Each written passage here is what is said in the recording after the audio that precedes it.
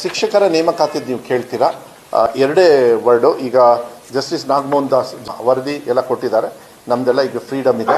ಸುಮಾರು 13,000 ಚಿಲ್ಡ್ರೆ, 5,000 ಚಿಲ್ಡ್ರೆ ಕಲ್ಯಾಣ ಕರ್ನಾಟಕ ಭಾಗಕ್ಕೆ, ಇನ್ನು 5,000 ಇಡೀ ಕರ್ನಾಟಕಕ್ಕೆ ತಗೊಳ್ಬೋದು ಅಂತೇಳಿ ಆವಾಗಲೇ ಹೇಳಿದರು ನಮಗೆ. ಸುಮಾರು 13,000 ಬರುತ್ತೆ ಈ PUCದು ಎಲ್ಲ ಸೇರಿದರೆ.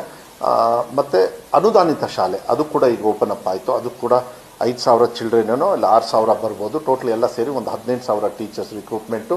ಈಗ ಫಸ್ಟ್ ಹೇಗಿದ್ರು TET ಮಾಡಲೇಬೇಕು ನವಂಬರ್, ಯಾಕೆಂದರೆ ಈಗ ಅದೆಲ್ಲ ಕ್ವೆಶ್ಚನ್ ಪೇಪರು ಅದೆಲ್ಲ ಸೆಟ್ ಮಾಡಬೇಕು. ಅದು ಡಿಪಾರ್ಟ್ಮೆಂಟ್ ಅವ್ರು ಮಾಡ್ತಾರೆ, ನಂಗೆ ಗೊತ್ತಿಲ್ಲ. ಅದು ಕಮಿಷನರ್ ಅವರು ಹೆಡ್ ಮಾಡ್ತಾರೆ. ಮತ್ತು ಅವ್ರ ಕನ್ಸರ್ನ್ ಡಿಪಾರ್ಟ್ಮೆಂಟಲ್ಲಿ ನವಂಬರ್ ಎಂಡ್ ಇಲ್ಲಾಂದರೆ ಫಸ್ಟ್ ವೀಕ್ ಆಫ್ ಡಿಸೆಂಬರಲ್ಲಿ TET ನಡೆಯುತ್ತೆ. ಅದಾದಮೇಲೆ CETದು ಕೂಡ ಅದು ಕಂಟಿನ್ಯೂ ಮಾಡ್ತಕ್ಕಂಥದ್ದು. They are all ready. ಅದನ್ನು ಕೂಡ ಇವಾಗ ಬೆಳಗ್ಗೆ ಬ್ರೀಫಿಂಗ್ ಮಾಡಿದ್ದಾರೆ. ಸೊ ಇಮಿಡಿಯೇಟಾಗಿ TET ಮಾಡಿ ನವಂಬರ್ ಎಂಡ್ ಒಳಗೆ ಅವ್ರು ಏನೇನು